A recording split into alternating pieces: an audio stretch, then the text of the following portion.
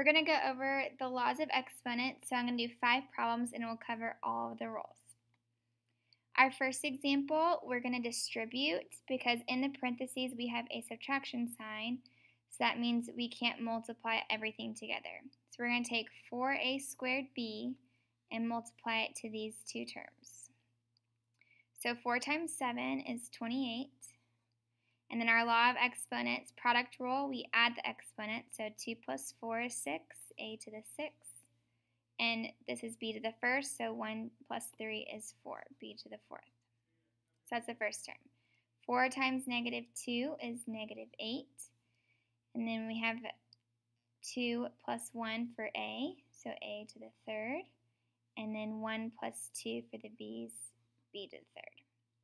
So 28, a to the sixth, b to the fourth, minus 8, a to the third, b to the third. That's your answer. All right, negative rule. So remember, negative rule, opposite side. So first we got to make sure this negative 3 goes to both the 5 and the 3. So we have 5 to the negative 3 over 3 to the negative 3. Now we can use negative rule, opposite side. So 5 to the negative 3 is on the top. It's going to go down to the bottom and become positive. 3 to the negative 3 is on the bottom, so it goes to the top to become positive. So 3 cubed is 27, and 5 cubed is 125. So 27 over 125. Okay, this one we're going to simplify. So first, 3 over 15 simplifies to 1 over 5. So I'm going to make this a little bit longer. Okay, so we have a bunch of negatives. So I'm going to circle all the negatives that we have. We're going to have to move. So negative rule, opposite side. So a to the 6th goes to the bottom to become positive. B to the 5th stays on top.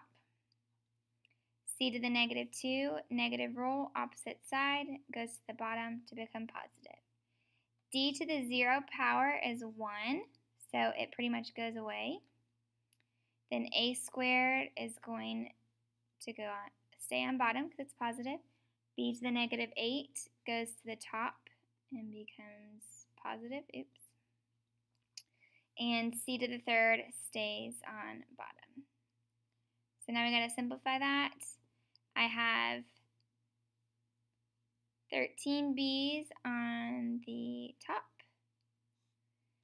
And then I have 5, 6, 7, 8 a, so 5 a to the 8th, and c to the 5th. 2 plus 3 is 5. So that's my final answer. B to the 13th over 5, a to the 8th, c to the 5th. All right, power rule. Everything inside the parentheses gets raised to the second power. So I'm going to have 4 squared. And remember, we multiply exponents. So 3 times 2 is 6, so x to the 6th. And then y to the negative 2. Negative 2 times 2 is 4. Y to the negative 4th. But I have a negative, so I have to move the negative exponent to the opposite side. So 4 squared is 16. And then x to the 6th, they're staying where they are.